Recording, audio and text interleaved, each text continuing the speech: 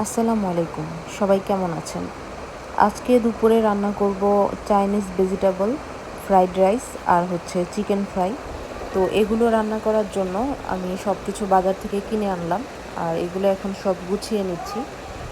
কারণ চাইনিজ রান্না করার জন্য চাইনিজ যে আইটেমগুলো, ওগুলো রান্না করার চেয়ে কাটাকুটি সব কিছু রেডি করে নেওয়াই অনেক সময় সাপেক্ষ ব্যাপার। তাই বেশ কয়েকদিন যাবতই মেয়ে বলছিল তৈরি করে দেওয়ার জন্য, কিন্তু আমি আলসেমি করে আর করছিলাম না।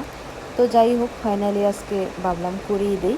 তো এখানে আমি সব কিছু কেটে কুটে মাংস ম্যারিনেট করে সব কিছু রেডি করে নিয়েছি। তো এখন আমি রান্নাটা শুরু করে দিলাম। আর চাইনিজ আইটেমগুলো কিন্তু খুব বেশি একটা সময় লাগে না, চুলায় দিলেই হয়ে যায়।